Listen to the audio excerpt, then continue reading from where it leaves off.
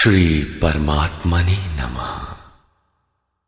यथार्थ गीता श्रीमद्भगवद गीता अथ अष्टादशो अध्याय।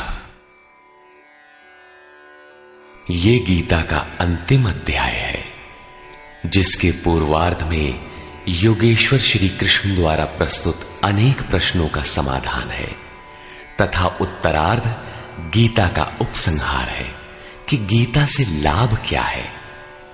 17वें अध्याय में आहार, तप, यज्ञ, दान तथा श्रद्धा का विभाग सहित स्वरूप बताया गया।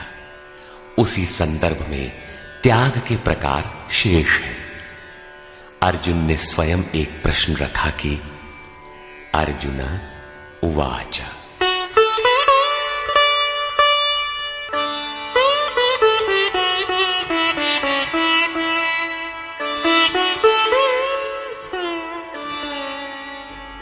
सन्न्यासस्य महाबाहो तत्त्वमिच्छामि वेदितुम् त्यागस्य च ऋषिकेश पृथक् केशिनिषूदन। अर्जुन बोला, हे महाबाहो, हे हृदय के सर्वस्व, हे केशिनिषूदन, मैं सन्यास और त्याग के यथार्थ स्वरूप को पृथक पृथक जानना चाहता हूं। पूर्ण त्याग सन्यास है, जहां संकल्प और संस्कारों का भी समापन है, और इससे पहले साधना की पूर्ति के लिए उत्तरोत्तर आसक्ति का त्याग ही त्याग है। यहां दो प्रश्न हैं कि सन्यास के तत्व को जानना चाहता हूं और दूसरा है कि त्याग के तत्व को जानना चाहता हूं।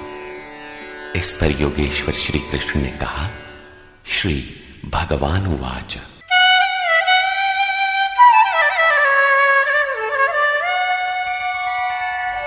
काम्यानां कर्मणां न्यासं सन्न्यासं कवयो विदुः सर्वकर्मफलत्यागं प्राहुस्त्यागं विचक्षणाः। अर्जुन, कितने ही पंडित जन काम्य कर्मों के त्याग को सन्यास कहते हैं और कितने ही विचार कुशल पुरुष संपूर्ण कर्म फलों के त्याग को त्याग कहते हैं। त्याज्यं दोषवदित्येके कर्म प्राहुर्मनीषिणः यज्ञदानतपः कर्म न त्याज्यमिति चापरे। कई एक विद्वान ऐसा कहते हैं कि सभी कर्म दोषयुक्त हैं, अतः त्याग देने योग्य हैं, और दूसरे विद्वान ऐसा कहते हैं कि यज्ञ, दान और तप त्यागने योग्य नहीं है। इस प्रकार अनेक मत प्रस्तुत करके योगेश्वर अपना भी निश्चित मत देते हैं।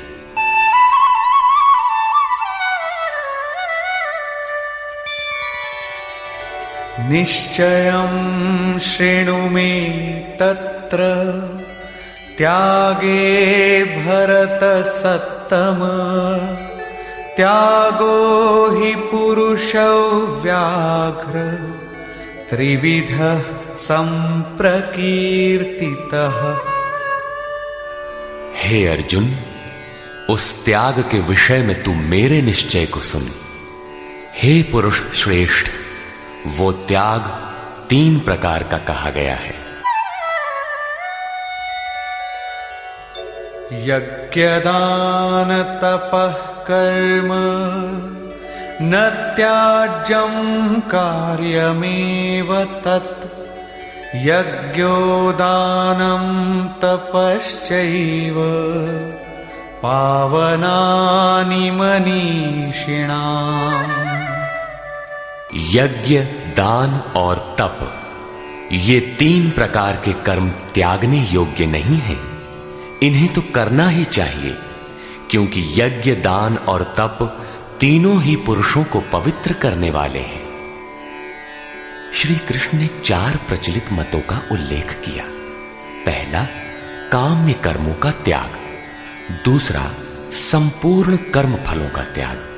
तीसरा, दोष युक्त होने के कारण सभी कर्मों का त्याग। और चौथा मत था, यज्ञ, दान और तप त्यागने योग्य नहीं है।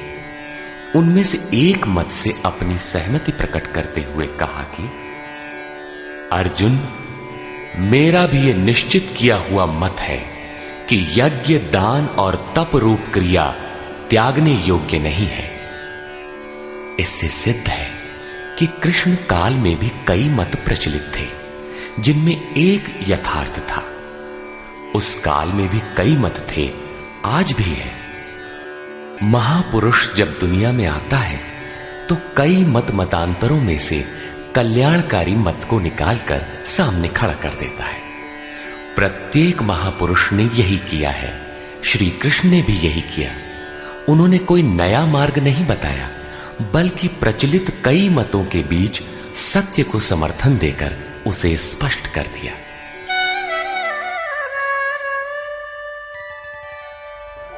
एतान्यपि तु कर्माणि संगं त्यक्त्वा फलानि च कर्तव्यानीति मे पार्थ निश्चितं मतमुत्तमम्। योगेश्वर श्री कृष्ण बल देकर कहते हैं, पार्थ, यज्ञ, दान और तप रूप कर्म आसक्ति और फल को त्याग कर अवश्य करना चाहिए। ये मेरा निश्चय किया हुआ उत्तम मत है। अब अर्जुन के प्रश्न के अनुसार वे त्याग का विश्लेषण करते हैं।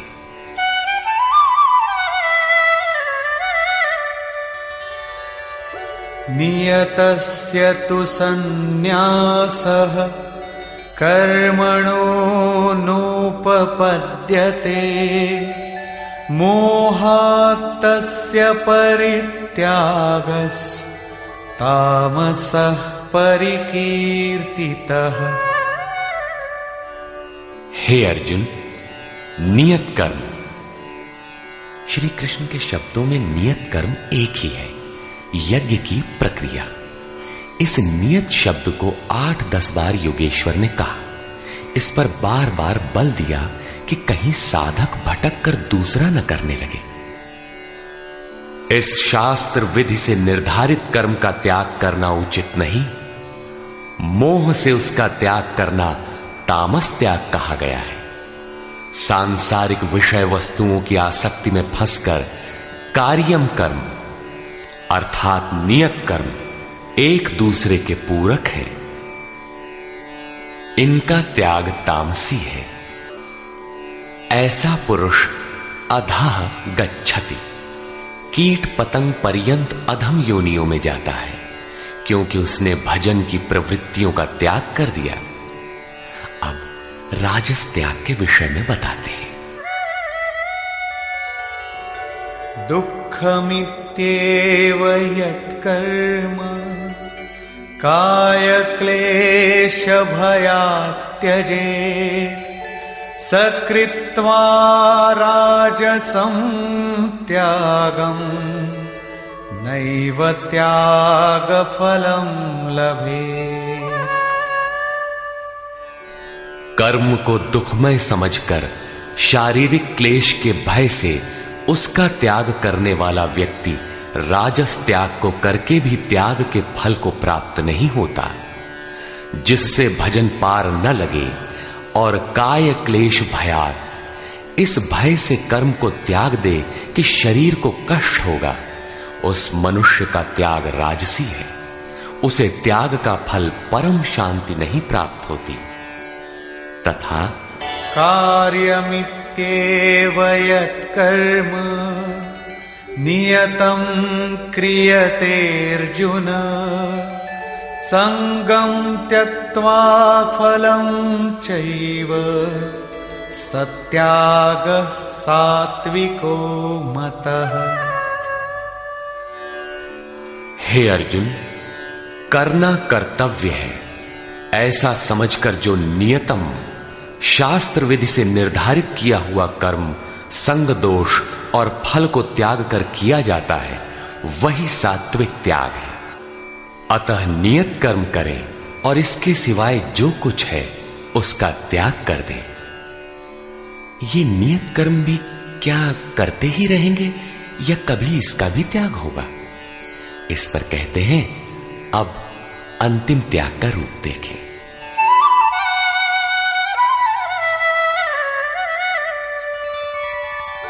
न द्वेष्ट्य कुशलं कर्म कुशलेनानुषज्यते त्यागी सत्त्वसमाविष्टो मेधावी छिन्न संशयः। हे अर्जुन, जो पुरुष अकुशलम कर्म अर्थात अकल्याणकारी कर्म से, शास्त्र नियत कर्म ही कल्याणकारी है, इसके विरोध में जो कुछ है इसी लोक का बंधन है, इसलिए अकल्याणकारी है, ऐसे कर्मों से द्वेष नहीं करता और अकल्याणकारी कर्म में आसक्त नहीं होता, जो करना था वो भी शेष नहीं है, ऐसा सत्व से संयुक्त पुरुष संशय रहित, ज्ञानवान और त्यागी है। उसने सब कुछ त्यागा है, लेकिन प्राप्ति के साथ वो पूर्ण त्याग ही सन्यास है। हो सकता है और कोई सरल रास्ता हो? इस पर कहते हैं, नहीं। नहि देहभृता शक्यं त्यक्तुं कर्माण्यशेषतः यस्तु कर्मफलत्यागी सत्यागीत्यभिधीयते।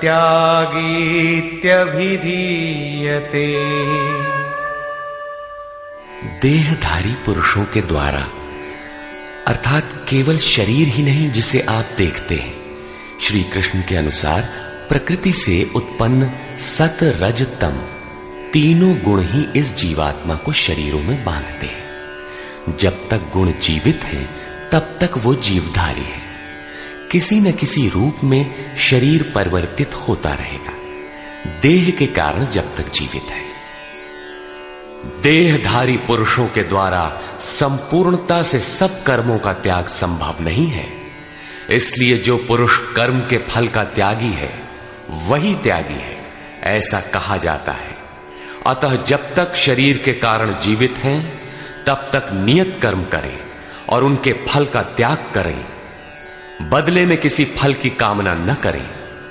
वैसे सकामी पुरुषों के कर्मों का फल भी होता है।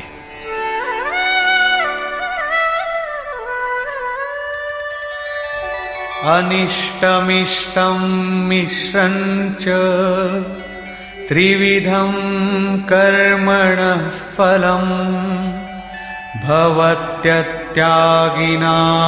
प्रीत्य न तु सन्न्यासिनां क्वचित्। सकामी पुरुषों के कर्मों का अच्छा, बुरा और मिला हुआ ऐसा 3 प्रकार का फल मरने के पश्चात भी होता है। जन्म जन्मांतरों तक मिलता है, किंतु सन्यासी नाम सर्वस्व का न्यास अर्थात अंत करने वाले पूर्ण त्यागी पुरुषों के कर्मों का फल किसी भी काल में नहीं होता। यही शुद्ध सन्यास है। सन्यास चरमोत्कृष्ट अवस्था है। भले बुरे कर्मों का फल तथा पूर्ण न्यास काल में उनके अंत का प्रश्न पूरा हुआ। अब पुरुष के द्वारा शुभ अथवा अशुभ कर्म होने में क्या कारण है, इस पर देखें।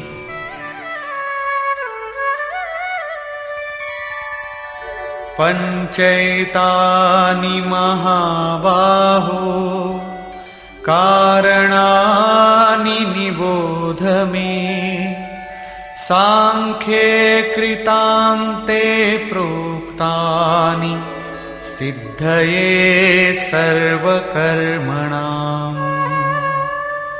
हे महाबाहो, संपूर्ण कर्मों की सिद्धि के लिए 5 कारण सांख्य सिद्धांत में कहे गए हैं। उन्हें तू मुझसे भली प्रकार जान। अधिष्ठानं तथा कर्ता करणं च पृथग्विधम् विविधाश्च पृथक् चेष्टा दैवं चैवात्र पंचमम्। इस विषय में कर्ता अर्थात ये मन, पृथक पृथक करण अर्थात जिनके द्वारा किया जाता है, यदि शुभ पार लगता है तो विवेक, वैराग्य, शम, दम, त्याग, अनवरत चिंतन की प्रवृत्तियां करण होंगी। यदि अशुभ पार लगता है तो काम, क्रोध, राग, द्वेष, लिप्सा इत्यादि करण होंगे। इनके द्वारा प्रेरित होंगे नाना प्रकार की न्यारी न्यारी चेष्टाएं अर्थात अनंत इच्छाएं। आधार अर्थात साधन, जिस इच्छा के साथ साधन मिला वही इच्छा पूरी होने लगती है। और 5वां हेतु है दैव अथवा संस्कार। इसकी पुष्टि करते हैं। शरीर वांग मनोभिर्यत् कर्म प्रारभते नरः न्याय्यं वा विपरीतं वा पंचैते तस्य हेतवः। मनुष्य मन, वाणी अथवा शरीर से शास्त्र के अनुसार अथवा विपरीत जो कुछ कर्म आरंभ करता है, उनके ये 5 ही कारण हैं।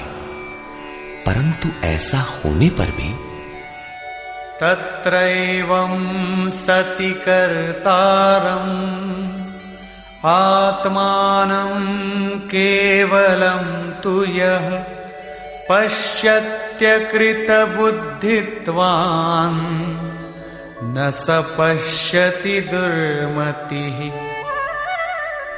जो पुरुष अशुद्ध बुद्धि के कारण उस विषय में कैवल्य स्वरूप आत्मा को करता देखता है, वो दुर्बुद्धि यथार्थ नहीं देखता अर्थात भगवान नहीं करते। इस प्रश्न पर योगेश्वर श्री कृष्ण ने दूसरी बार बल दिया। अध्याय 5 में उन्होंने कहा था कि वो प्रभु न करता है, न कराता है, न क्रिया के संयोग को जोड़ता है। तो लोग कहते क्यों हैं? मोह से लोगों की बुद्धि आवृत है, इसलिए जो कुछ भी कह सकते हैं। यहां भी कहते हैं कर्म होने में 5 कारण हैं। उसके बावजूद भी जो कैवल्य स्वरूप परमात्मा को करता देखता है, वो मूढ़ बुद्धि अर्थात दुर्बुद्धि यथार्थ नहीं देखता अर्थात भगवान नहीं करते। जबकि अर्जुन के लिए वे ताल ठोक कर खड़े हो जाते हैं। निमित्त मात्रम भव, कि करता धरता तो मैं हूं, तू निमित्त बनकर खड़ा भर रहे। अंततः वे महापुरुष कहना क्या चाहते हैं? वस्तुतः भगवान और प्रकृति के बीच एक आकर्षण रेखा है। जब तक साधक प्रकृति की सीमा में है, भगवान नहीं करते। बहुत समीप रहकर भी दृष्टा रूप में ही रहते हैं। अनन्य भाव से इष्ट को पकड़ने पर वे हृदय देश से संचालक बन जाते हैं। साधक प्रकृति की आकर्षण सीमा से निकलकर उनके क्षेत्र में आ जाता है। ऐसे अनुरागी के लिए वे ताल ठोककर सदैव खड़े रहते हैं। केवल उसी के लिए भगवान करते हैं। अतः चिंतन करें। प्रश्न पूरा हुआ। आगे देखें। यस्य नाहं कृतो भावो बुद्धिर्यस्य न लिप्यते हत्वापि स इमान् लोकान् न हन्ति न निबध्यते। जिस पुरुष के अंतःकरण में मैं करता हूं ऐसा भाव नहीं है, तथा जिसकी बुद्धि लिपायमान नहीं होती, वो पुरुष इन सब लोकों को मारकर भी वास्तव में न तो मारता है और न बंधता है। लोक संबंधी संस्कारों का विलय ही लोक संहार है। अब उस नियत कर्म की प्रेरणा कैसे होती है, इस पर देखें।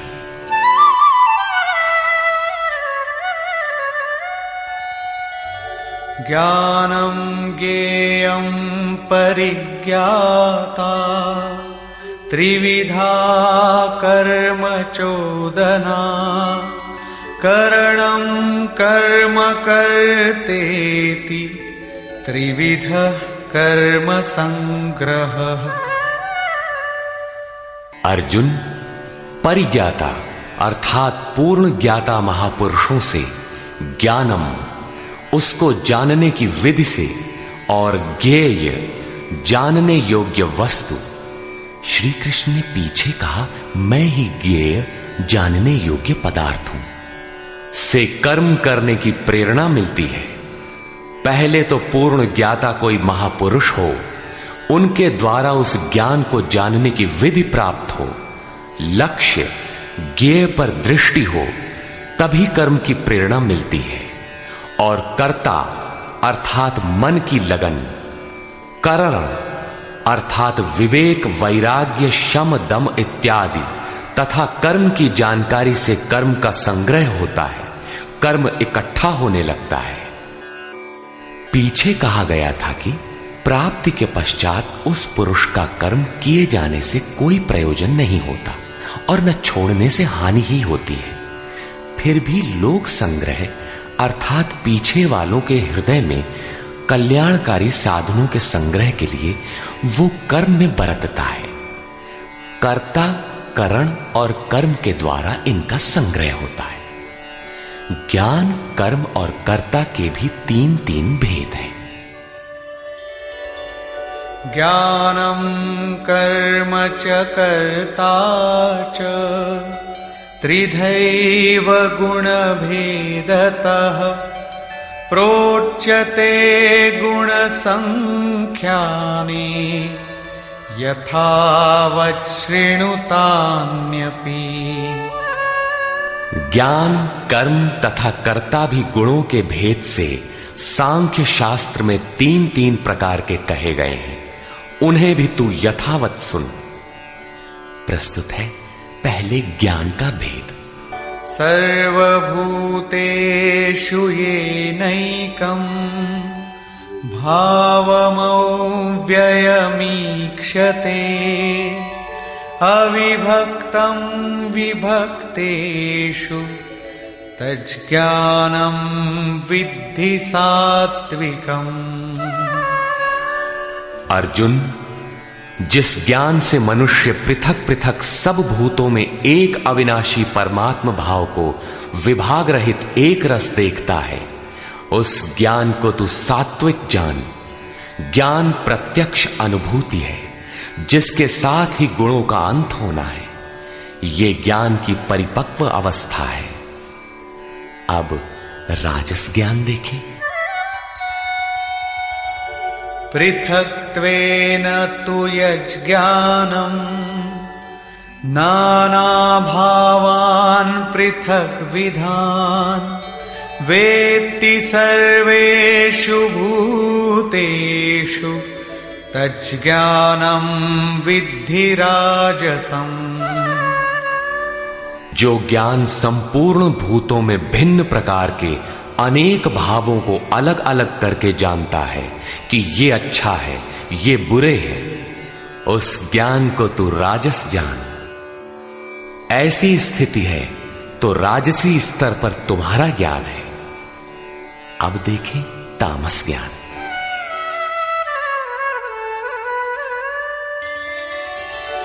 यत्तु कृत्स्नवदेकस्मिन् कार्ये सक्तमहैतुकम्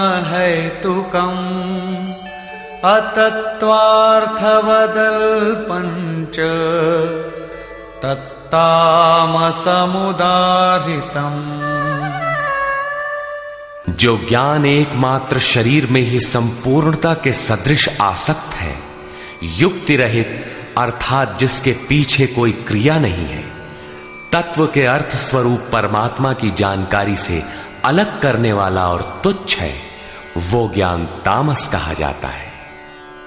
अब प्रस्तुत है कर्म के 3 भेद।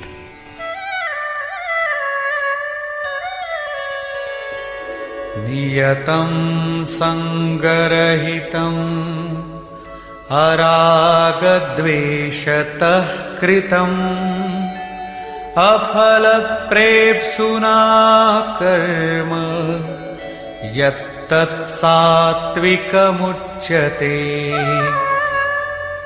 जो कर्म नियतम शास्त्र विधि से निर्धारित है, अन्य नहीं, संग दोष और फल को न चाहने वाले पुरुष द्वारा बिना राग द्वेष के किया जाता है, वो कर्म सात्विक कहा जाता है। नियत कर्म अर्थात आराधना चिंतन है, जो परम में प्रवेश दिलाता है।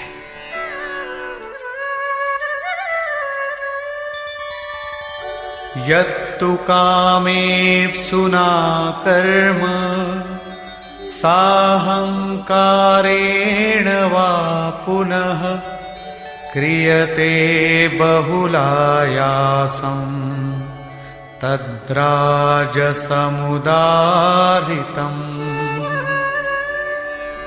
जो कर्म बहुत परिश्रम से युक्त है, फल को चाहने वाले और अहंकार युक्त पुरुष द्वारा किया जाता है, वो कर्म राजस कहा जाता है। ये पुरुष भी वही नियत कर्म करता है, किंतु अंतर मात्र इतना ही है कि फल की इच्छा और अहंकार से युक्त है, इसलिए उसके द्वारा होने वाले कर्म राजस है। अब देखें तामस।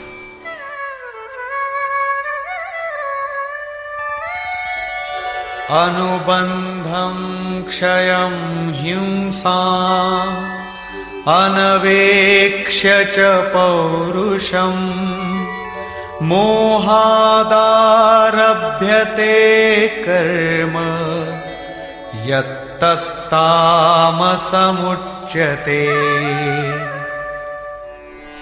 जो कर्म अंततः नष्ट होने वाला है, हिंसा सामर्थ्य को न विचार कर केवल मोहवश आरंभ किया जाता है, वो कर्म तामस कहा है। स्पष्ट है कि ये कर्म शास्त्र का नियत कर्म नहीं है, उसके स्थान पर भ्रांति है। अब देखें कर्ता के लक्षण।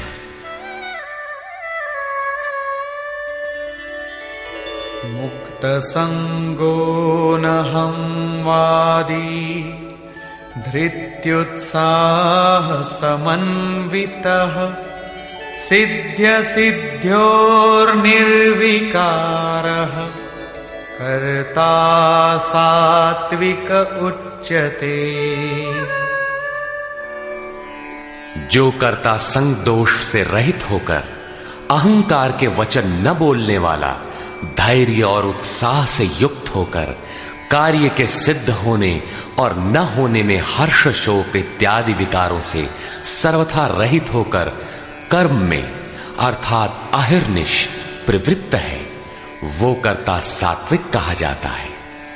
यही उत्तम साधक के लक्षण है। कर्म वही है, नियत कर्म।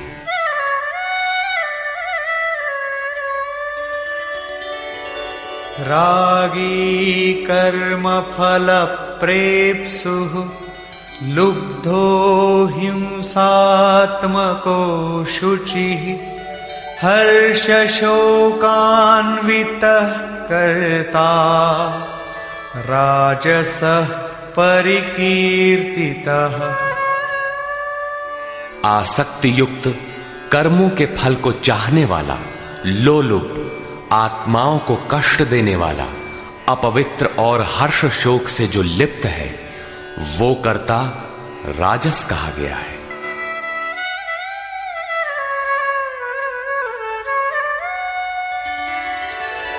अयुक्तः प्राकृतः स्तब्धः शठो नैष्कृतिको लसः विषादी दीर्घसूत्री च कर्ता तामस उच्यते।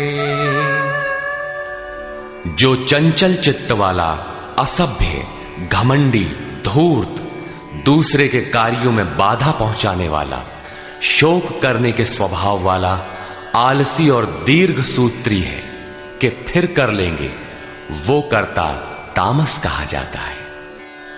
दीर्घ सूत्री कर्म को कल पर टालने वाला है, यद्यपि करने की इच्छा उसे भी रहती है। इस प्रकार कर्ता के लक्षण पूरे हुए। अब योगेश्वर श्री कृष्ण ने नवीन प्रश्न उठाया, बुद्धि, धारणा और सुख के लक्षण।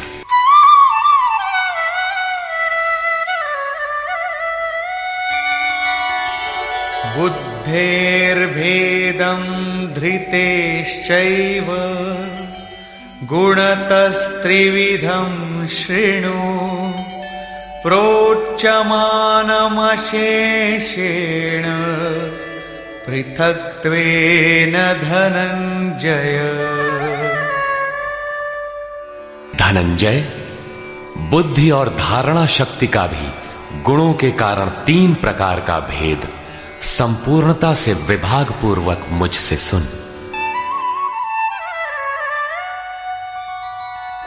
प्रवृत्तिं च निवृत्तिं च कार्याकार्ये भयाभये बंधं मोक्षं च या वेत्ति बुद्धि सा पार्थ सात्विकी। पार्थ, प्रवृत्ति और निवृत्ति को, कर्तव्य और अकर्तव्य को, भय और अभय को तथा बंधन और मोक्ष को जो बुद्धि यथार्थ जानती है, वो बुद्धि सात्विकी है। अर्थात परमात्म पथ, आवागमन पथ दोनों की भली प्रकार जानकारी सात्विक बुद्धि है।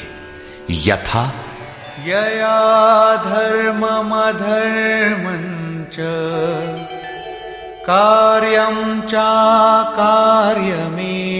च अयथावत् प्रजानाति बुद्धि सा पार्थ राजसी। पार्थ, जिस बुद्धि द्वारा मनुष्य धर्म और अधर्म को तथा कर्तव्य और अकर्तव्य को भी यथावत नहीं जानता, अधूरा जानता है, वो बुद्धि राजसी है। अब तामसी बुद्धि का स्वरूप देखें।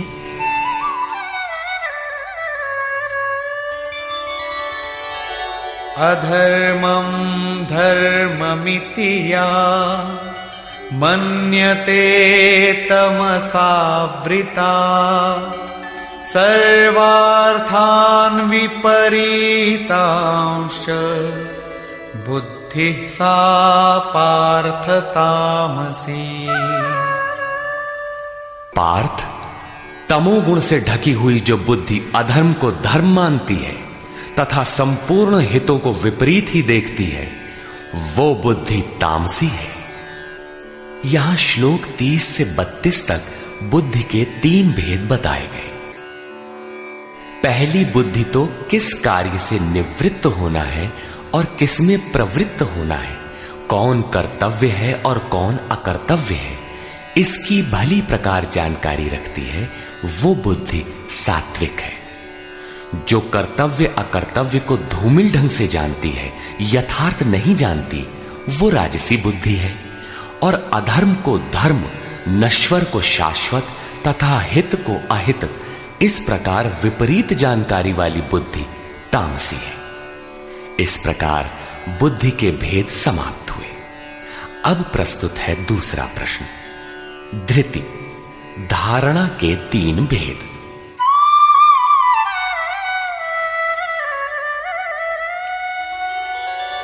धृत्यायया धारयते मनः प्राणेन्द्रिय क्रिया योगेनाव्यभिचारिण्या धृतिः सा पार्थ सात्विकी।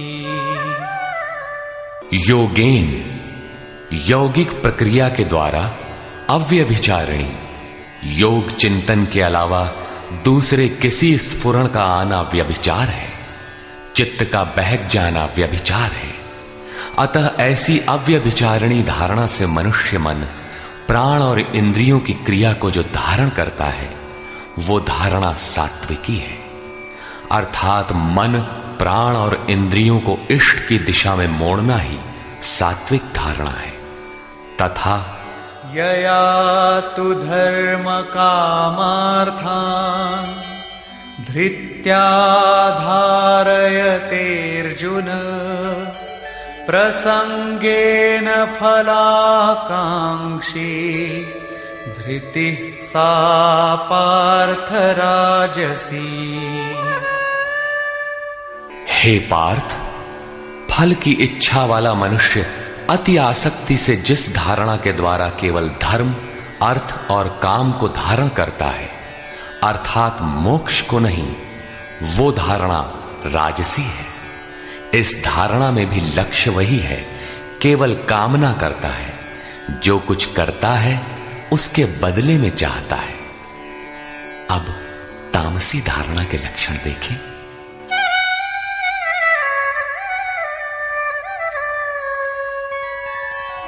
यया स्वप्नं भयं शोकं विषादं मदमेव च न विमुञ्चति दुर्मेधा धृतिः सा पार्थ तामसी।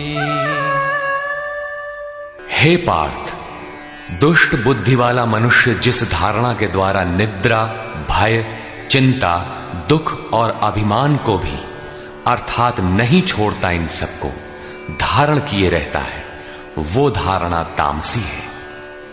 ये प्रश्न पूरा हुआ। अगला प्रश्न है सुख।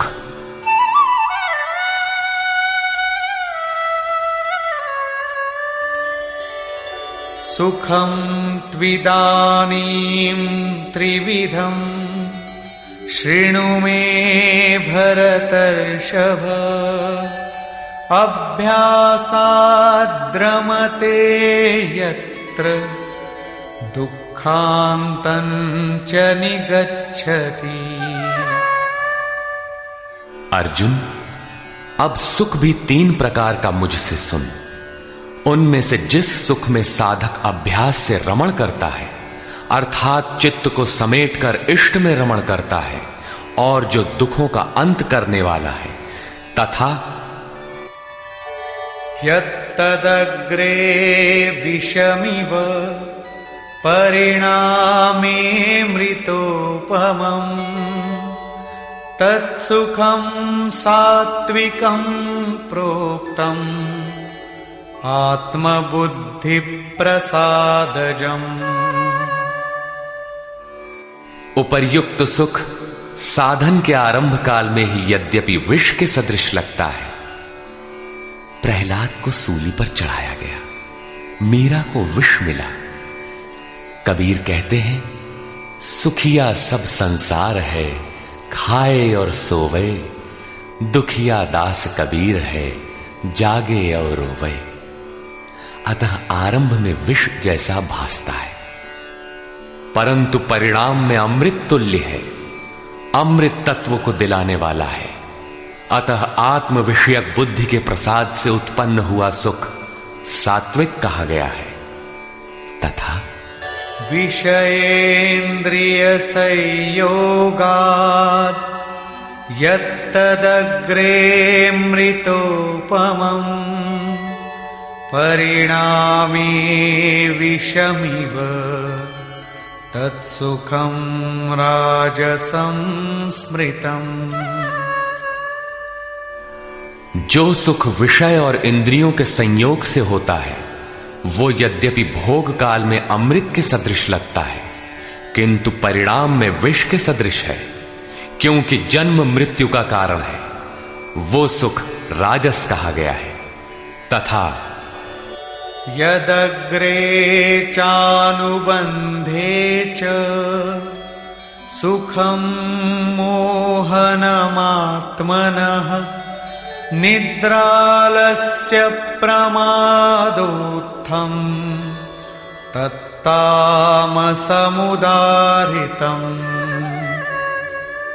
जो सुख भोग काल और परिणाम में भी आत्मा को मोह में डालने वाला है, निद्रा या निशा सर्वभूतानाम, जगत की निशा में अचेत रखने वाला है। आलस्य और व्यर्थ की चेष्टाओं से उत्पन्न वो सुख तामस कहा गया है। अब योगेश्वर श्री कृष्ण गुणों की पहुंच बताते हैं। न तदस्ति पृथिव्यां वा दिवि देवेषु वा पुनः सत्वं प्रकृतिजैर्मुक्तम्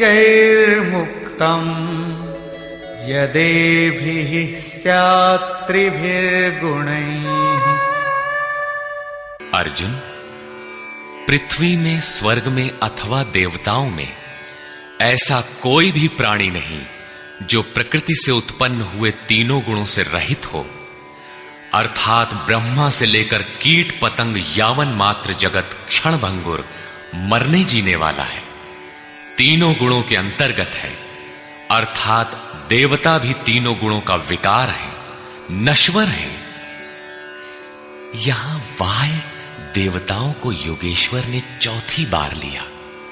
अध्याय 7, 9, 17 तथा यहां 18वें अध्याय में इन सब का एक ही अर्थ है कि देवता तीनों गुणों के अंतर्गत है। जो इन्हें भजता है, नश्वर की पूजा करता है। भागवत में भी श्री ऋषभदेव जी के 9 योगीश्वर पुत्रों का प्रसिद्ध आख्यान है, जिसमें उपदेश देते हुए कहते हैं कि स्त्री पुरुष में प्रेम के लिए शंकर पार्वती की, आरोग्य के लिए अश्विनी कुमारों की, विजय के लिए इंद्र की तथा धन के लिए कुबेर की पूजा करें।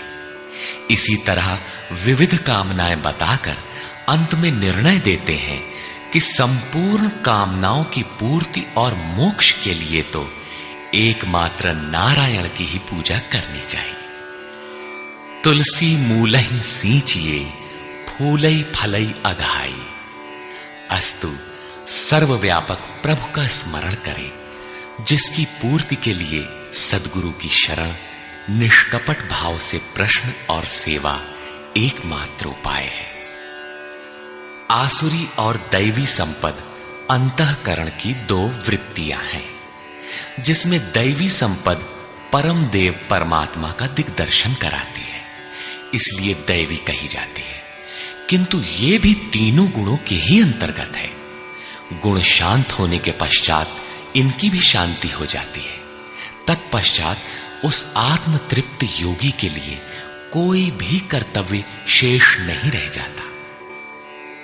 अब प्रस्तुत है पीछे से आरंभ हुआ प्रश्न, वर्ण व्यवस्था। वर्ण जन्म प्रधान है अथवा कर्मों से पाई जाने वाली अंतःकरण की योग्यता का नाम है। इस पर देखें।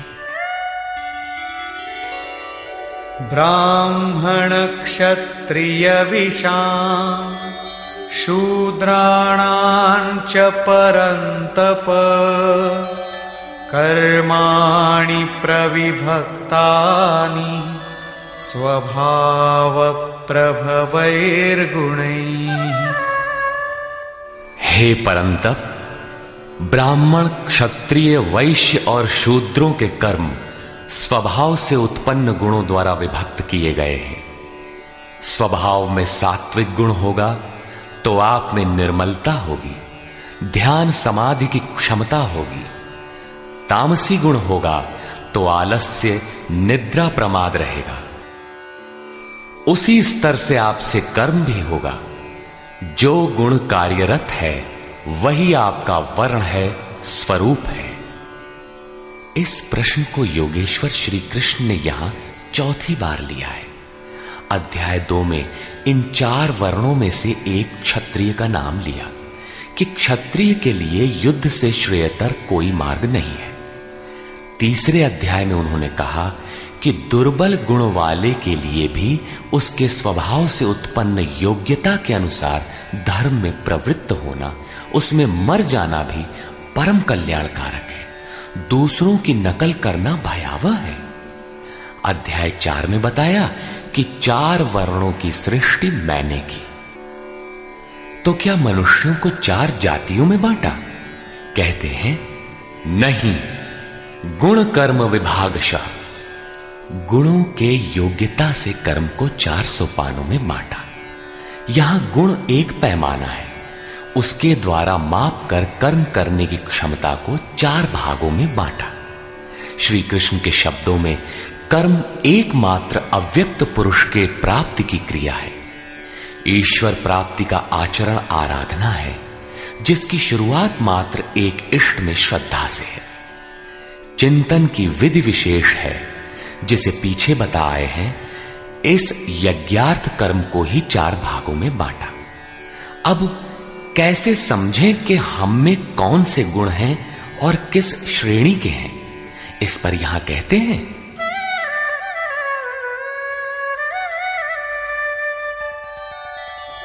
शमो दमस्तपः शौचम् क्षान्तिरार्जवमेव च ज्ञानं विज्ञानमास्तिक्यम् ब्रह्म कर्म स्वभावजम्।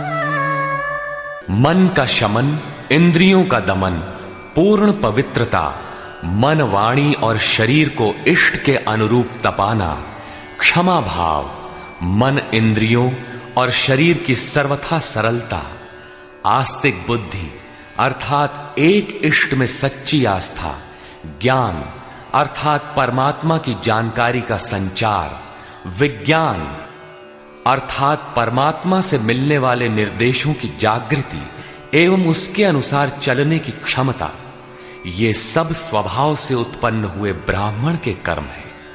अर्थात जब स्वभाव में ये योग्यताएं पाई जाएं, कर्म धारावाही होकर स्वभाव में ढल जाए, तो वो ब्राह्मण श्रेणी का करता है। तथा शौर्यं तेजो धृतिर्दाक्षम् युद्धे चाप्यपलायनम् दानमीश्वर भावश्च क्षात्रं कर्म स्वभावजम्। शूरवीरता, ईश्वरीय तेज का मिलना, धैर्य, चिंतन में दक्षता अर्थात कर्मसु कौशलम, कर्म करने में दक्षता, प्रकृति के संघर्ष से न भागने का स्वभाव, दान अर्थात सर्वस्व का समर्पण, सब भावों पर स्वामी भाव अर्थात ईश्वर भाव, ये सब क्षत्रिय के स्वभावजम, स्वभाव से उत्पन्न हुए कर्म है। स्वभाव में ये योग्यताएं पाई जाती हैं, तो वो कर्ता क्षत्रिय है। अब प्रस्तुत है वैश्य तथा शूद्र का स्वरूप।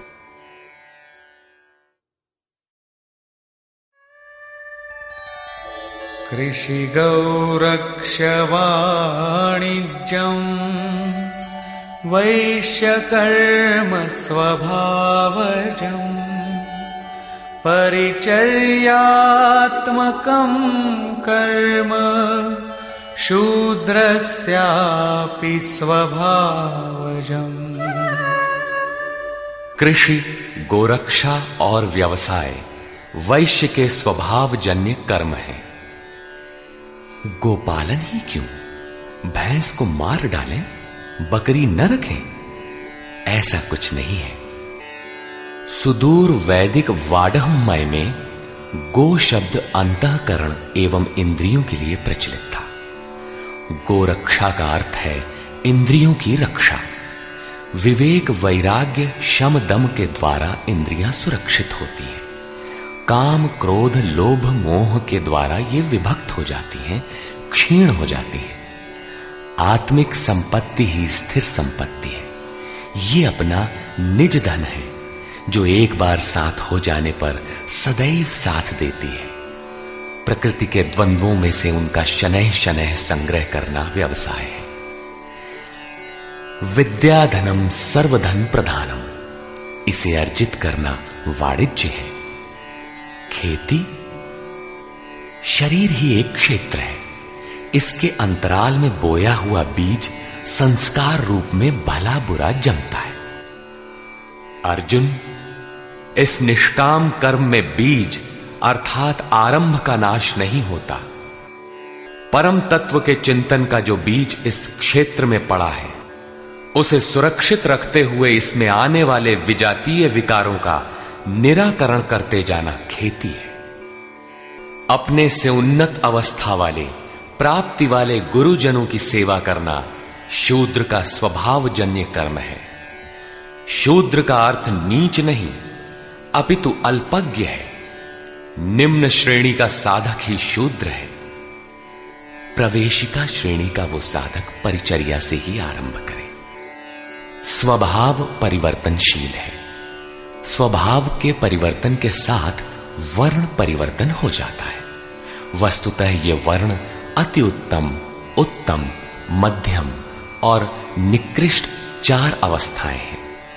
कर्म पथ पर चलने वाले साधकों की ऊंची नीची 4 सीढ़ियां हैं, क्योंकि कर्म एक ही है, नियत कर्म। श्री कृष्ण कहते हैं कि परम सिद्धि की प्राप्ति का यही एक रास्ता है कि स्वभाव में जैसी योग्यता है वहीं से लगे। इसको देखें।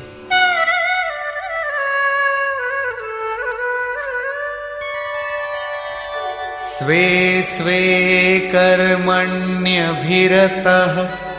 संसिद्धिं लभते नरः स्वकर्मनिरतः सिद्धिं यथा विन्दति तच्छृणु। अपने अपने स्वभाव में पाई जाने वाली योग्यता के अनुसार कर्म में लगा हुआ मनुष्य संसिद्धिम, भगवत प्राप्ति रूपी परम सिद्धि को प्राप्त होता है। पहले भी कहे आए हैं, इस कर्म को करके तू परम सिद्धि को प्राप्त होगा। कौन सा कर्म करके? अर्जुन, तू शास्त्र विधि से निर्धारित कर्म, यज्ञार्थ कर्म कर। अब स्वकर्म करने की क्षमता के अनुसार कर्म में लगा हुआ मनुष्य परम सिद्धि को किस प्रकार प्राप्त होता है, वो विधि तुम मुझसे सुन। ध्यान दे। यतः प्रवृत्तिर्भूतानां येन सर्वमिदं ततं स्वकर्मणा तमभ्यर्च सिद्धिं विन्दति मानवः। जिस परमात्मा से सब भूतों की उत्पत्ति हुई, जिससे ये संपूर्ण जगत व्याप्त है, उस परमेश्वर को स्वकर्मणा, अपने स्वभाव से उत्पन्न हुए कर्म के द्वारा अर्चन कर परम सिद्धि को प्राप्त होता है।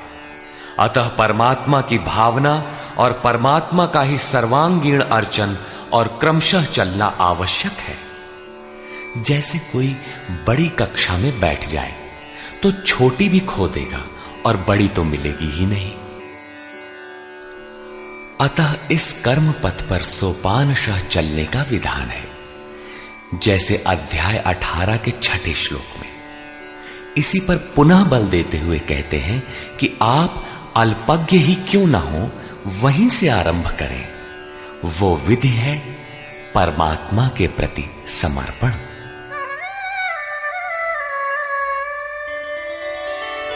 श्रेयान् स्वधर्मो विगुणः परधर्मात् स्वनुष्ठितात् स्वभावनियतं कर्म कुर्वन्नाप्नोति किल्बिषम्। अच्छी प्रकार अनुष्ठान किए हुए दूसरे के धर्म से गुण रहित भी स्वधर्म परम कल्याणकारक है। स्वभाव नियतम, स्वभाव से निर्धारित किया हुआ कर्म करता हुआ मनुष्य पाप अर्थात आवागमन को प्राप्त नहीं होता।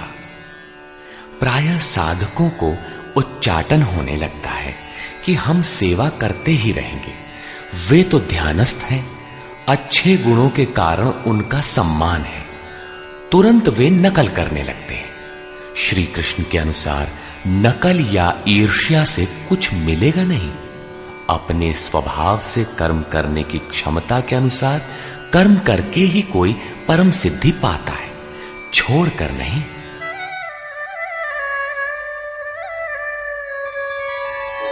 सहजं कर्म कौन्तेय सदोषमपि न त्यजेत्।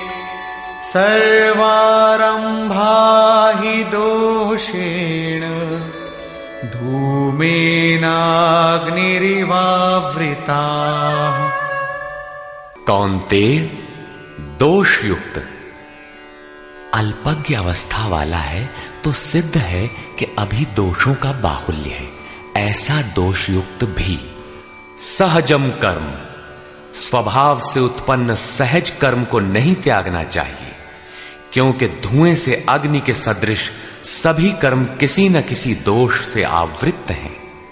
ब्राह्मण श्रेणी ही सही, कर्म तो करना पड़ रहा है। स्थिति नहीं मिली तब तक दोष विद्यमान है, प्रकृति का आवरण विद्यमान है। दोषों का अंत वहां होगा जहां ब्राह्मण श्रेणी का कर्म भी ब्रह्म में प्रवेश के साथ विलय हो जाता है।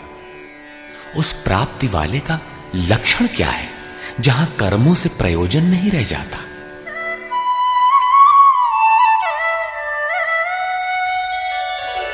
असक्त बुद्धि सर्वत्र जितात्मा विगत स्पृहः। नैष्कर्म्य सिद्धिं परमां संन्यासेनाधिगच्छति। सर्वत्र आसक्ति से रहित बुद्धि वाला, स्पृहा से सर्वथा रहित, जीते हुए अंतःकरण वाला पुरुष सन्यासी नाम सर्वस्व के न्यास की अवस्था में परम नैष्कर्म्य की सिद्धि को प्राप्त होता है। यहां सन्यास और परम नैष्कर्म्य सिद्धि पर्याय है। यहां सांख्य योगी वहीं पहुंचता है जहां के निष्काम कर्मयोगी। ये उपलब्धि दोनों मार्गियों के लिए समान है। अब परम नैष्कर्म्य सिद्धि को प्राप्त हुआ पुरुष जैसे ब्रह्म को प्राप्त होता है, उसका संक्षेप में चित्रण करते हैं।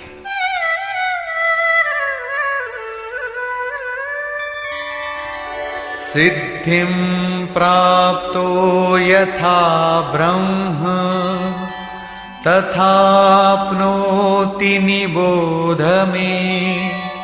समासेनैव कौन्तेय निष्ठा ज्ञानस्य या परा। कौन्तेय, जो ज्ञान की परानिष्ठा है, पराकाष्ठा है, उस परम सिद्धि को प्राप्त हुआ पुरुष ब्रह्म को जैसे प्राप्त होता है, उस विधि को तू मुझसे संक्षेप में जान। अगले श्लोक में वही विधि बता रहे हैं, ध्यान दें। बुद्ध्या विशुद्धया युक्तो धृत्यात्मानं नियम्य च। शब्दादीन् विषयांस् त्यक्त्वा रागद्वेषौ व्युदस्य च।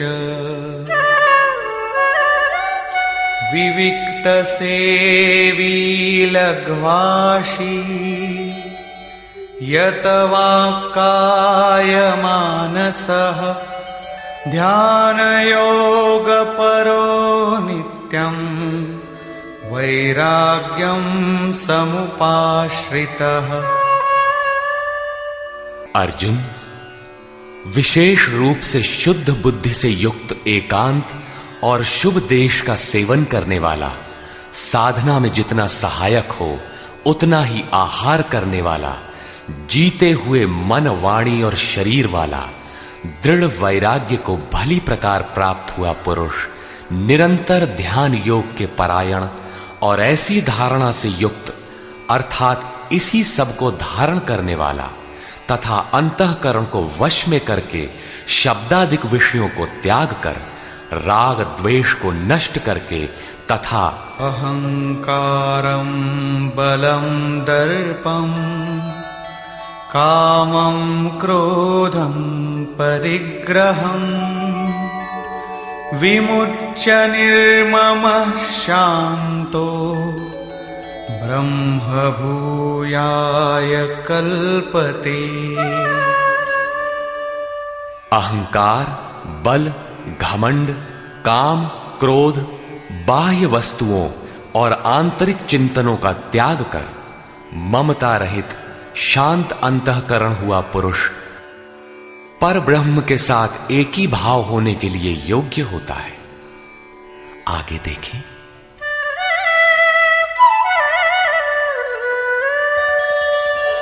ब्रह्मभूतः प्रसन्नात्मा न शोचति न काङ्क्षति समः सर्वेषु भूतेषु मद्भक्तिं लभते पराम्। ब्रह्म के साथ एक ही भाव होने की योग्यता वाला वो प्रसन्न चित्त पुरुष न तो किसी वस्तु के लिए शोक करता है और न किसी की आकांक्षा ही करता है। सब भूतों में समभाव हुआ वो भक्ति की पराकाष्ठा पर है। भक्ति अपना परिणाम देने की स्थिति में है जहां ब्रह्म में प्रवेश मिलता है। अब भक्त्या मामभिजानाति यावान्यश्चास्मि तत्त्वतः ततो मां तत्त्वतो ज्ञात्वा विशते तदनन्तरम्। उस पराभक्ति के द्वारा वो मुझे तत्व से भली प्रकार जानता है। वो तत्व है क्या? मैं जो और जिस प्रभाव वाला हूं, अजर अमर शाश्वत जिन अलौकिक गुणधर्मों वाला हूं, उसे जानता है और मुझे तत्व से जानकर तत्काल ही मुझ में प्रवेश कर जाता है। प्राप्ति काल में तो भगवान दिखाई पड़ते हैं और प्राप्ति के ठीक बाद तत्क्षण वो अपने ही आत्म स्वरूप को उन ईश्वरीय गुण धर्मों से युक्त पाता है कि आत्मा ही अजर अमर शाश्वत अव्यक्त और सनातन है। अहंकार, बल, दर्प, काम, क्रोध, मद, मोह इत्यादि प्रकृति में गिराने वाले विकार जब सर्वथा शांत हो जाते हैं और विवेक, वैराग्य, शम, दम, एकांत सेवन, ध्यान इत्यादि ब्रह्म में प्रवेश दिलाने वाली योग्यताएं जब पूर्णतया परिपक्व हो जाती हैं, उस समय वो ब्रह्म को जानने योग्य होता है। उस योग्यता का नाम ही पराभक्ति है। इसी योग्यता द्वारा वो तत्व को जानता है। तत्व है क्या? मुझे जानता है। भगवान जो है, जिन विभूतियों से युक्त है, उसे जानता है और मुझे जानकर तत्क्षण मुझ में ही स्थित हो जाता है। अर्थात ब्रह्म, तत्व, ईश्वर, परमात्मा और आत्मा एक दूसरे के पर्याय हैं। एक की जानकारी के साथ ही इन सब की जानकारी हो जाती है। यही परम सिद्धि, परम गति, परम धाम भी है। अतः गीता का दृढ़ निश्चय है कि सन्यास और निष्काम कर्मयोग दोनों ही परिस्थितियों में परम नैष्कर्म्य सिद्धि को पाने के लिए नियत कर्म अर्थात चिंतन अनिवार्य है। अब तक तो सन्यासी के लिए भजन चिंतन पर बल दिया और अब समर्पण कहकर उसी वार्ता को निष्काम कर्मयोगी के लिए भी कहते हैं।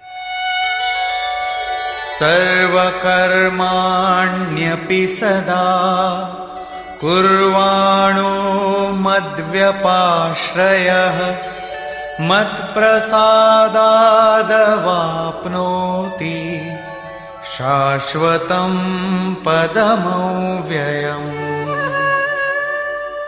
मुझ पर विशेष रूप से आश्रित हुआ पुरुष संपूर्ण कर्मों को सदा करता हुआ लेश मात्र भी त्रुटि न रखकर करता हुआ मेरे कृपा प्रसाद से शाश्वत अविनाशी परम पद को प्राप्त होता है। कर्म वही है, नियत कर्म, यज्ञ की प्रक्रिया। पूर्ण योगेश्वर सद्गुरु के आश्रित साधक उनके कृपा प्रसाद से शीघ्र पा जाता है, अतः उसे पाने के लिए समर्पण आवश्यक है। चेतसा सर्वकर्माणि मयि सन्न्यस्य मत्परः बुद्धियोगमुपाश्रित्य मच्चित्तः सततं भव।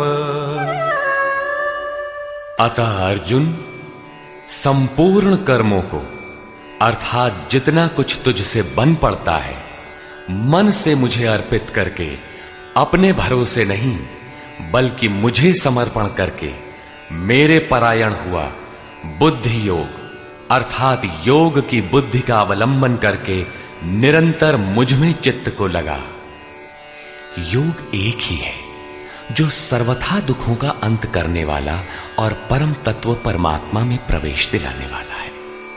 उसकी क्रिया भी एक ही है, यज्ञ की प्रक्रिया जो मन तथा इंद्रियों के संयम, श्वास प्रश्वास तथा ध्यान इत्यादि पर निर्भर है, जिसका परिणाम भी एक ही है, यान्ति ब्रह्म सनातनम।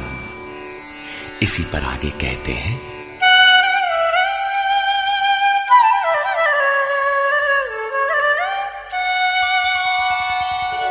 मच्चित्तः सर्वदुर्गाणि मत्प्रसादात् तरिष्यसि अथ चेत्त्वमहङ्कारात् न श्रोष्यसि विनङ्क्ष्यसि। इस प्रकार मुझ में निरंतर चित्त को लगाने वाला होकर तू मेरी कृपा से मन और इंद्रियों के संपूर्ण दुर्गों को अनायास ही तर जाएगा। इंद्रिन द्वार झरोखा नाना, तह तह सुर बैठे करी थाना। आवत देखहि विषय वयारी, ते हठि देह कपाट उघारी। ये ही दुर्जय दुर्ग है, मेरी कृपा से तू इन बाधाओं का अतिक्रमण कर जाएगा, किंतु अहंकारवश यदि तू मेरे वचनों को नहीं सुनेगा तो विनष्ट हो जाएगा, परमार्थ से च्युत हो जाएगा। पुनः इसी पर बल देते हैं, यदहंकारमाश्रित्य न योत्स्य इति मन्यसे मिथ्यैष व्यवसायस्ते प्रकृतिस्त्वां नियोक्ष्यति। जो तू अहंकार का आश्रय लेकर ऐसा मानता है कि युद्ध नहीं करूंगा, तो ये तेरा निश्चय मिथ्या है, क्योंकि तेरा स्वभाव तुझे बलात् युद्ध में लगा देगा। स्वभावजेन कौन्तेय निबद्ध स्वेन कर्मणा कर्तुं नेच्छसि यन्मोहात् करिष्यस्य वशोऽपि तत्। कौन्तेय, मोहवश तू जिस कर्म को नहीं करना चाहता उसको भी अपने स्वभाव से उत्पन्न हुए कर्म से बंधा हुआ परवश होकर करेगा। प्रकृति के संघर्ष से न भागने का तुम्हारा क्षत्रिय श्रेणी का स्वभाव तुम्हें बरबस कर्म में लगाएगा। प्रश्न पूरा हुआ। अब वो ईश्वर रहता कहां है, इस पर कहते हैं, ईश्वरः सर्वभूतानां हृद्देशेऽर्जुन तिष्ठति भ्रामयन् सर्वभूतानि यन्त्रारूढानि मायया। अर्जुन, वो ईश्वर संपूर्ण भूत प्राणियों के हृदय देश में निवास करता है। इतना समीप है तो लोग जानते क्यों नहीं?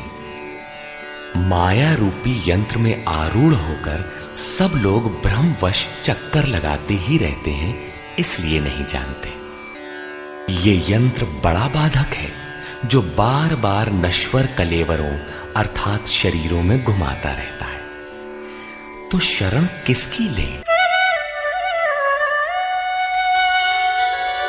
तमेव शरणं गच्छ सर्वभावेन भारत, तत्प्रसादात् परां शान्तिं स्थानं प्राप्स्यसि शाश्वतम्।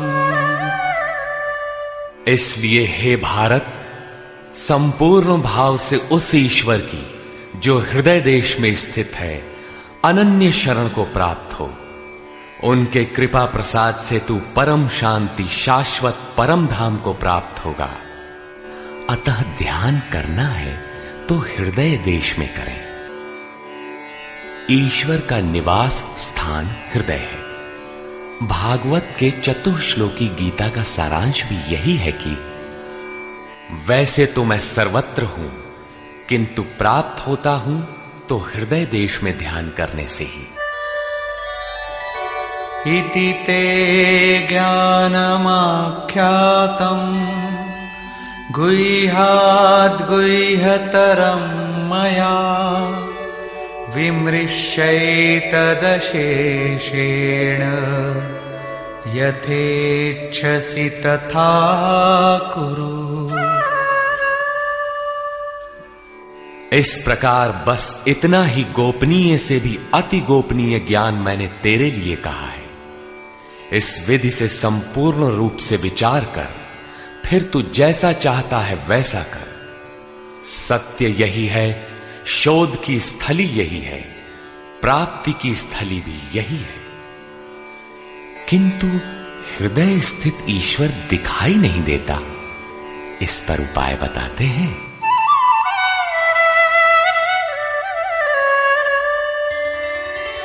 सर्वगुह्यतमं भूयः शृणु मे परमं वचः, इष्टोऽसि मे दृढमिति ततो वक्ष्यामि ते हितम्।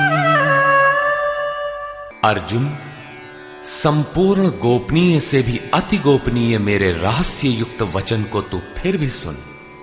कहा है किंतु फिर सुन। साधक के लिए इष्ट सदैव खड़े रहते हैं। क्योंकि तू मेरा अतिशय प्रिय है, इसलिए ये परम हितकारक वचन मैं तेरे लिए फिर भी कहूंगा। वो है क्या?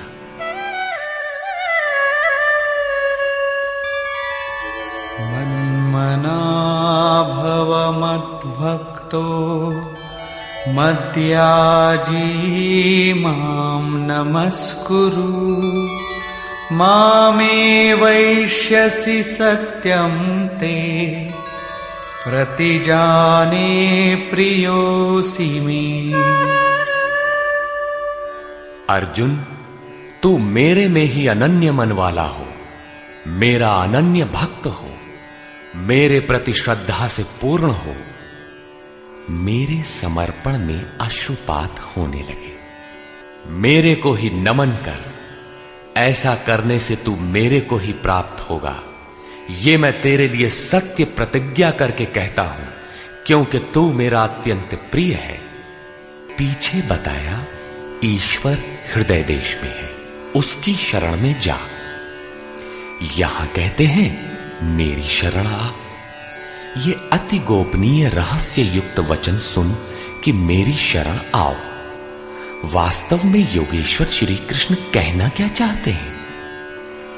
यही कि साधक के लिए सद्गुरु की शरण नितांत आवश्यक है। श्री कृष्ण एक पूर्ण योगेश्वर थे। अब समर्पण की विधि बताते हैं।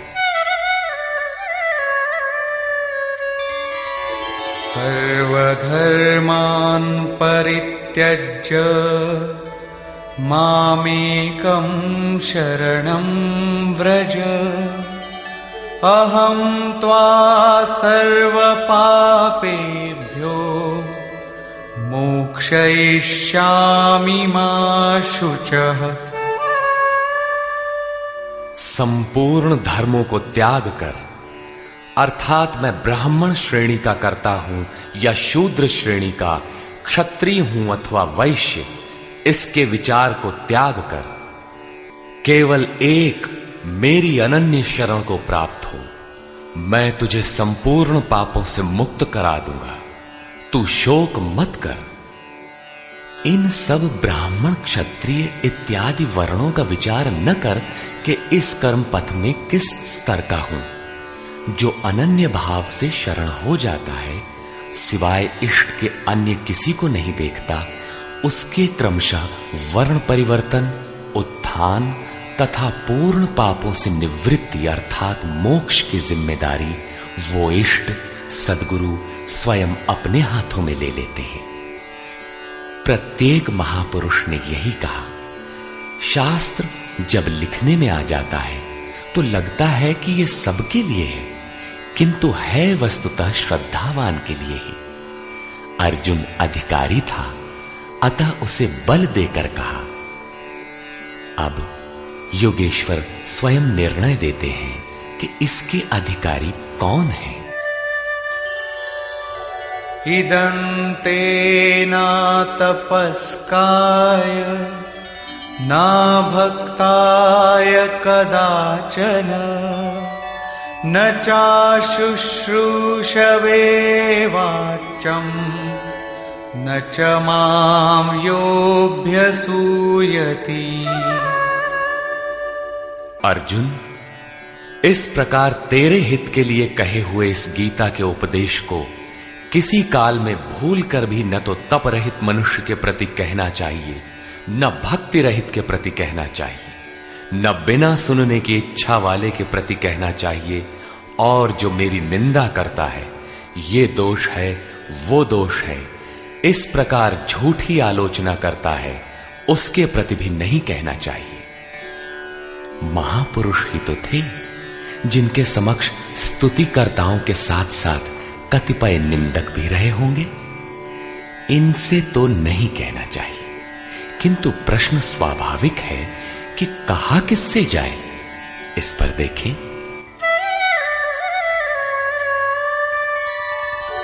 यैमं परमं गुह्यं मद्भक्तेष्वभिधास्यति भक्तिं मयि परां कृत्वा मामे वैष्यत्य संशयः। जो मनुष्य मुझ में परम प्रेम करके इस परम रहस्य युक्त गीता के उपदेश को मेरे भक्तों में कहेगा, वो निसंदेह मुझे ही प्राप्त होगा। अर्थात वो भक्त मुझे ही प्राप्त होगा जो सुन लेगा, क्योंकि उपदेश को भली प्रकार सुनकर हृदयंगम कर लेगा तो उस पर चलेगा तथा पार पा जाएगा। अब उस उपदेशकर्ता के लिए कहते हैं।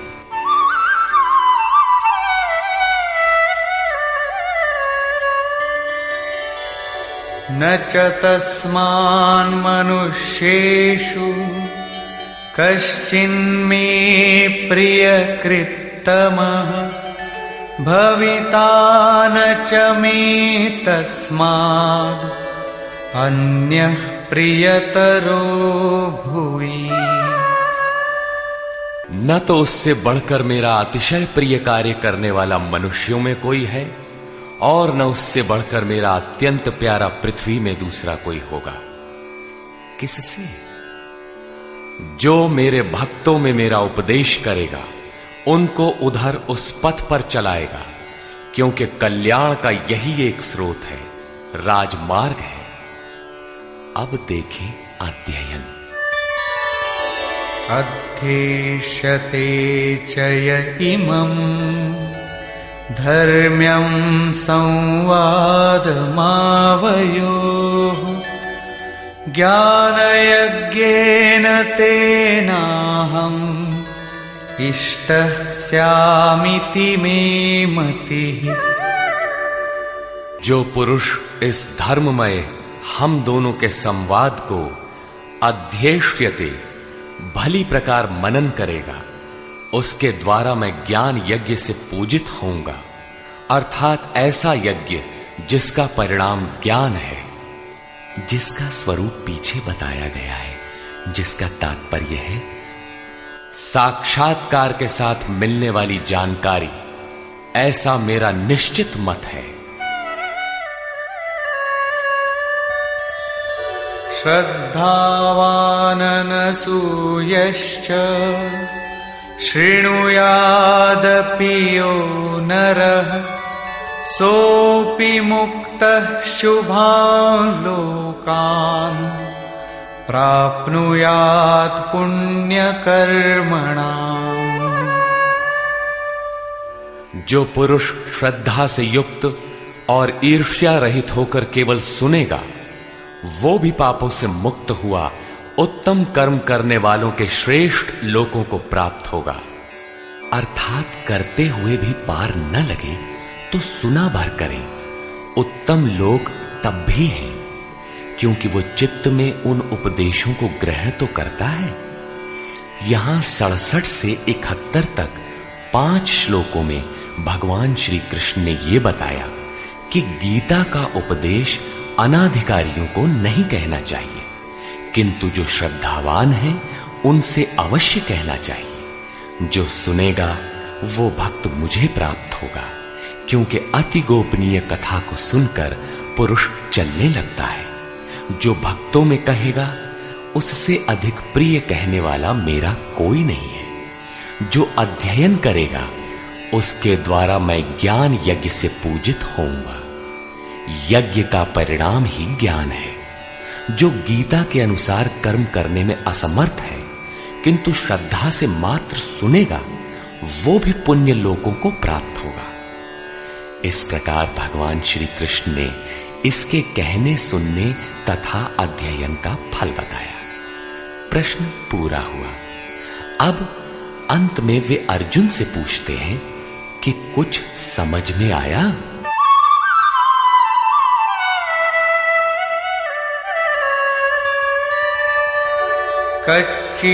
कच्चिदेतच्छ्रितं पार्थ त्वयैकाग्रेण चेतसा कच्चिदज्ञानसम्मोहः प्रनष्टस्ते धनञ्जय।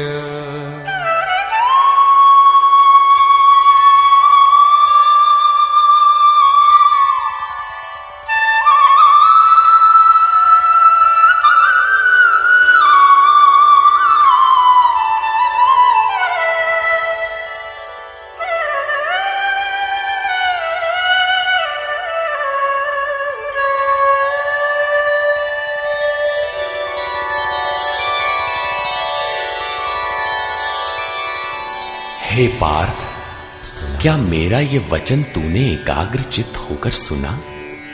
क्या तेरा अज्ञान से उत्पन्न मोह नष्ट हुआ? इस पर अर्जुन बोला, अर्जुना उवाच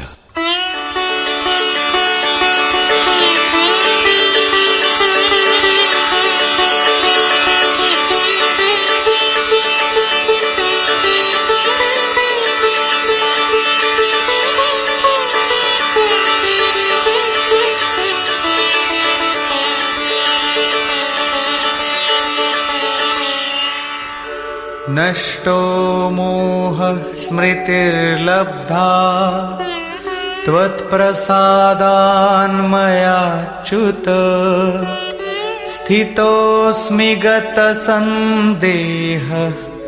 करिष्ये वचनं तव।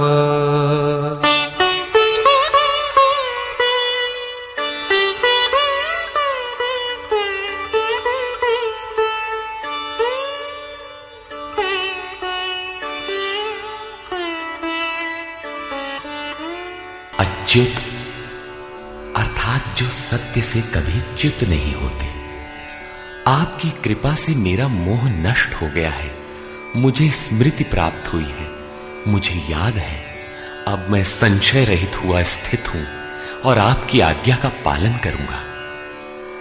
अर्जुन का समाधान हो गया। साथ ही योगेश्वर श्री कृष्ण के श्रीमुख से निःसृत वाणी का उपसंहार हुआ। इस पर संजय बोला, 11वें अध्याय में विराट रूप का दर्शन करा लेने पर योगेश्वर श्री कृष्ण ने कहा था कि अर्जुन, अनन्य भक्ति के द्वारा मैं इस प्रकार देखने को, जैसा तूने देखा है, तत्व से जानने तथा प्रवेश करने को सुलभ हूं। अध्याय 11 के 54वें श्लोक में इस प्रकार दर्शन करने वाले साक्षात मेरे स्वरूप को प्राप्त हो जाते हैं। और यहां भी अर्जुन से पूछते हैं कि क्या तुम्हारा मोह नष्ट हुआ? अर्जुन ने कहा कि मेरा मोह नष्ट हो गया, मैं अपनी स्मृति को प्राप्त हो गया हूं।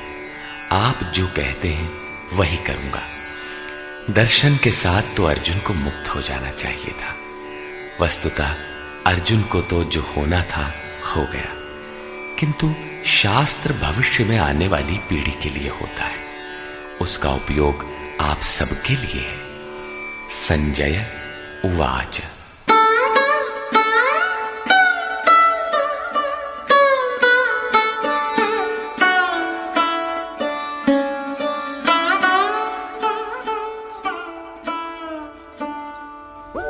इत्यहं वासुदेवस्य पार्थस्य च महात्मनः संवादमिममश्रौषम् अद्भुतं रोमहर्षणम्।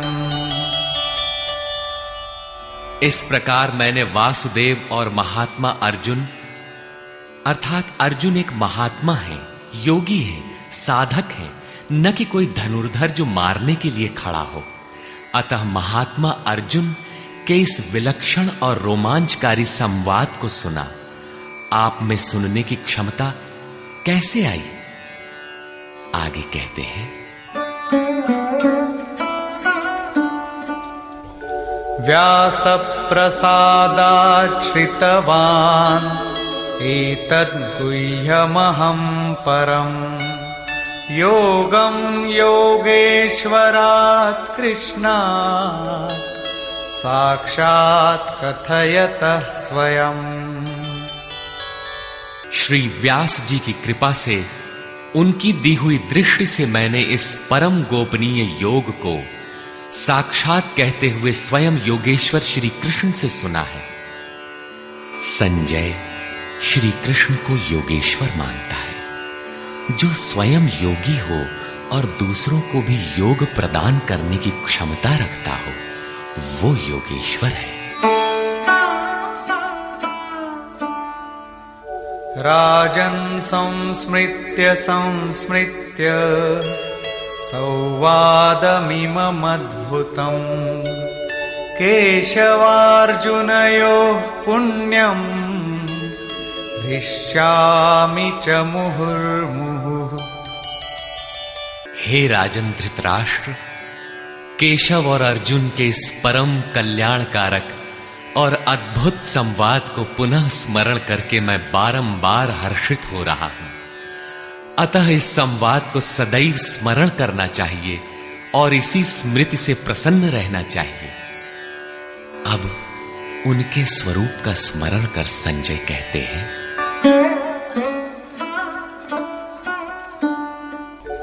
तच्च संस्मृत्य संस्मृत्य रूपमत्यद्भुतं हरेः विस्मयो मे महान् राजन् हृष्यामि च पुनः पुनः। हे राजन, हरि के अर्थात जो शुभाशुभ सर्व का हरण कर स्वयं शेष रहते हैं, उन हरि के अति अद्भुत रूप को पुनः पुनः स्मरण करके मेरे चित्त में महान आश्चर्य होता है और मैं बारंबार हर्षित होता हूं। इष्ट का स्वरूप बार बार स्मरण करने की वस्तु है। अंत में संजय निर्णय देते हैं,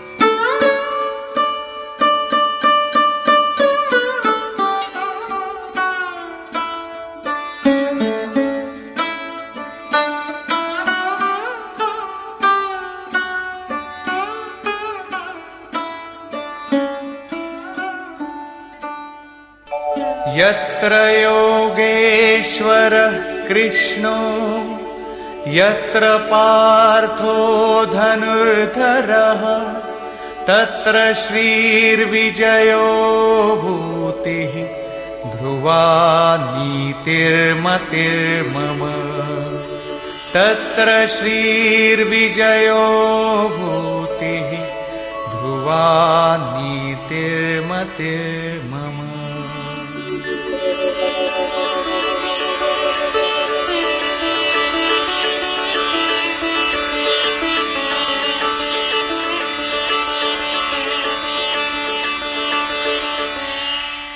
राजन, जहां योगेश्वर श्री कृष्ण और धनुर्धर अर्जुन अर्थात ध्यान ही धनुष है, इंद्रियों की दृढ़ता ही गांडीव है, अर्थात स्थिरता के साथ ध्यान धरने वाला महात्मा अर्जुन है, वहीं पर श्रीय ऐश्वर्य विजय जिसके पीछे हार नहीं है, ईश्वरीय विभूति और चल संसार में अचल रहने वाली नीति है, ऐसा मेरा मत है।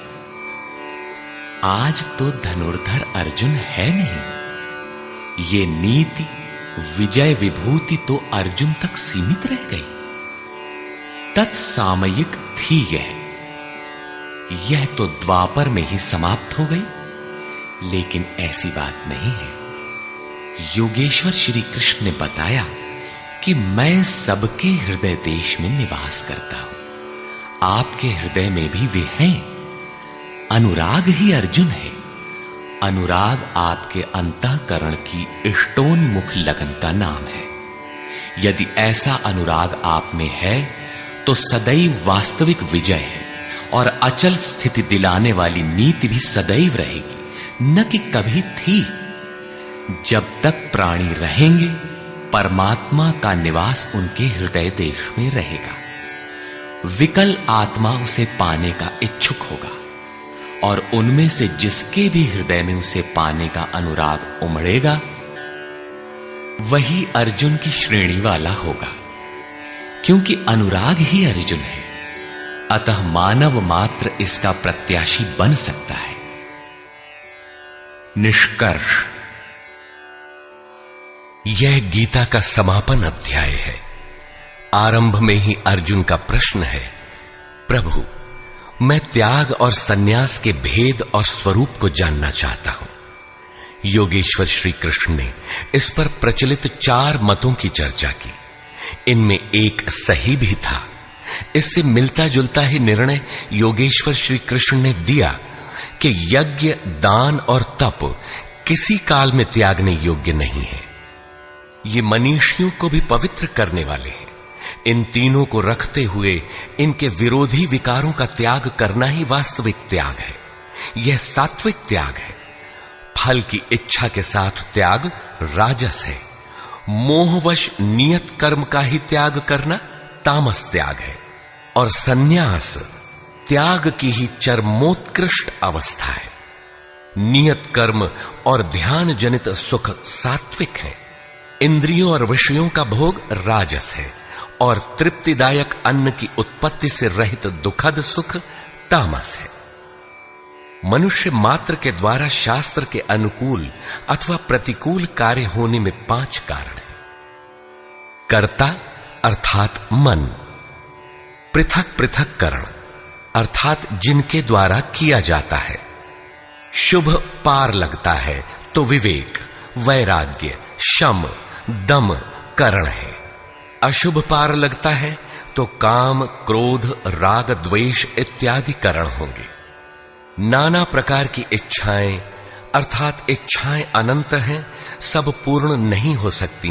केवल वह इच्छा पूर्ण होती है जिसके साथ आधार मिल जाता है। चौथा कारण है आधार अर्थात साधन।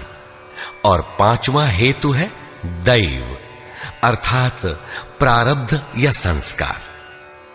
प्रत्येक कार्य के होने में यही 5 कारण हैं। फिर भी जो कैवल्य स्वरूप परमात्मा को कर्ता मानता है वह मूल बुद्धि यथार्थ नहीं जानता। अर्थात भगवान नहीं करते, जबकि पीछे कह आए हैं कि अर्जुन तू निमित्त मात्र होकर खड़ा भर रहे, कर्ता धर्ता तो मैं हूं। अंततः उन महापुरुष का आशय क्या है? वस्तुतः प्रकृति और पुरुष के बीच एक आकर्षण सीमा है। जब तक मनुष्य प्रकृति में बरतता है तब तक माया प्रेरणा करती है, और जब वह इससे ऊपर उठकर इष्ट को समर्पित हो जाता है और वह इष्ट जब हृदय देश से रथी हो जाता है फिर भगवान करते हैं। ऐसे स्तर पर अर्जुन था, संजय भी था, और सबके लिए इस अर्थात कक्षा में पहुंचने का विधान है। अतः यहां भगवान प्रेरणा करते हैं। पूर्ण ज्ञाता महापुरुष, जानने की विधि और ज्ञेय परमात्मा, इन तीनों के संयोग से कर्म की प्रेरणा मिलती है। इसलिए किसी अनुभवी महापुरुष अर्थात सद्गुरु के सानिध्य में समझने का प्रयास करना चाहिए।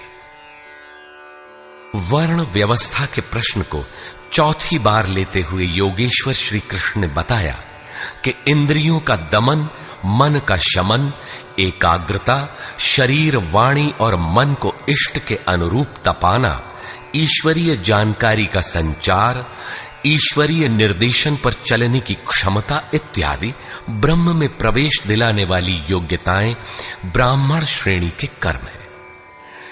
शौर्य, पीछे न हटने का स्वभाव, सब भावों पर स्वामी भाव, कर्म में प्रवृत्त होने की दक्षता क्षत्रिय श्रेणी का कर्म है।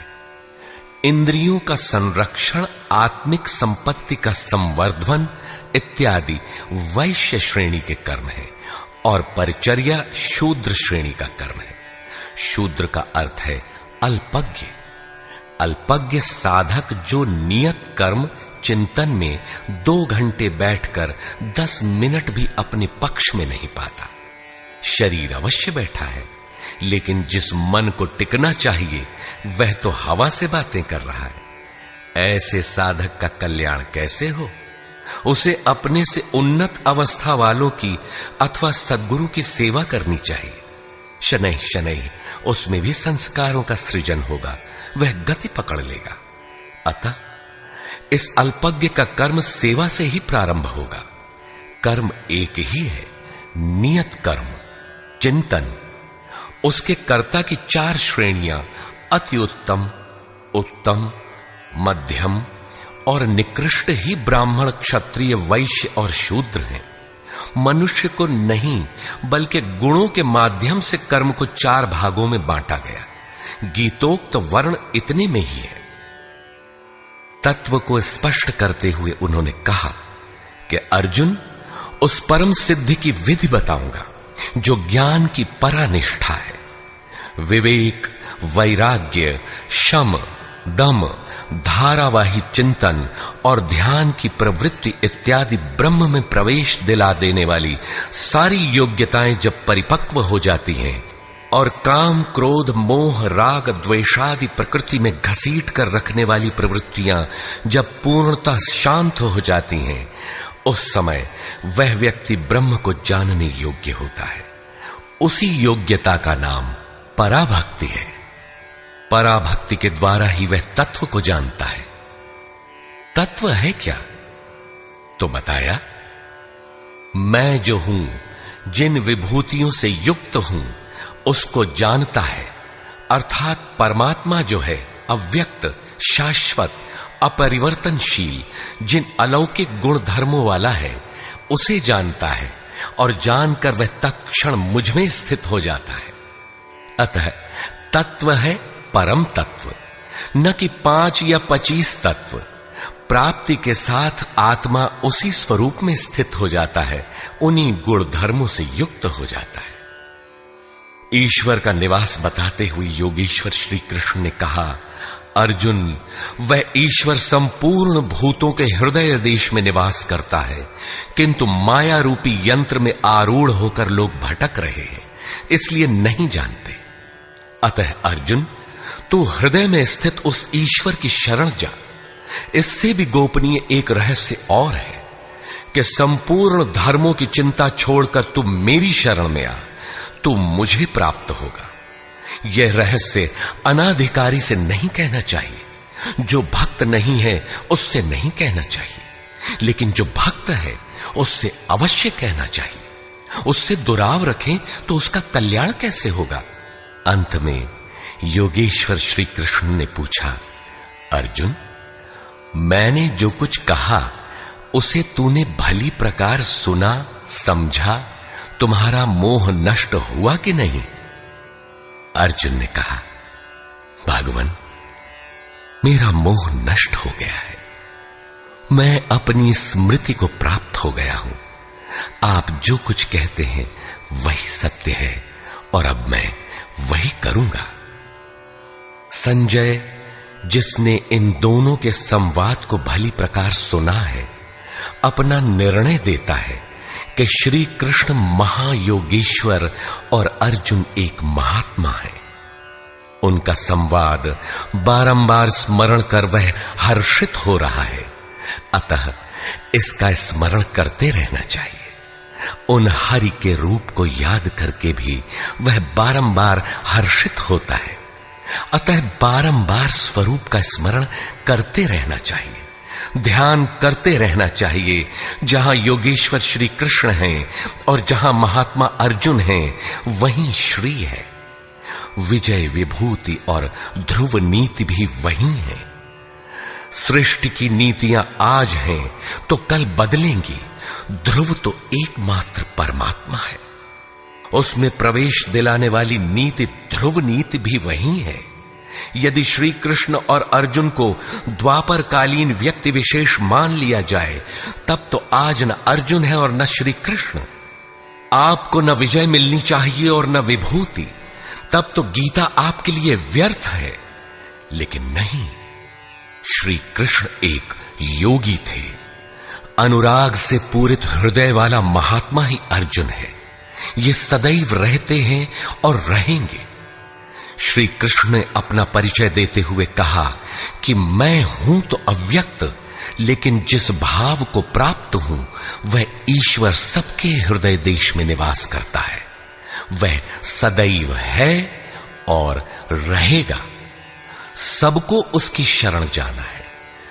शरण जाने वाला ही महात्मा है, अनुरागी है, और अनुराग ही अर्जुन है। इसके लिए किसी स्थित प्रज्ञ महापुरुष की शरण जाना नितांत आवश्यक है, क्योंकि वही इसके प्रेरक हैं। इस अध्याय में सन्यास का स्वरूप स्पष्ट किया गया कि सर्वस्व का न्यास ही सन्यास है। केवल बाना धारण कर लेना सन्यास नहीं है, बल्कि इसके साथ एकांत का सेवन करते हुए नियत कर्म में अपनी शक्ति समझकर अथवा समर्पण के साथ सतत प्रयत्न अपरिहार्य है। प्राप्ति के साथ संपूर्ण कर्मों का त्याग ही सन्यास है, जो मोक्ष का पर्याय है। यही सन्यास की पराकाष्ठा है। अतः ओम तत्सदिति श्रीमद्भगवद गीतासूपनिषत्सु ब्रह्म विद्यायाम योग शास्त्रे श्री कृष्ण अर्जुन संवादे सन्यास योगो नाम 18 अध्यायः। इस प्रकार स्वामी अड़गड़ानंद कृत श्रीमद्भगवद गीता के भाष्य यथार्थ गीता का 18वां अध्याय पूर्ण होता है। हरि ओम तत्सत।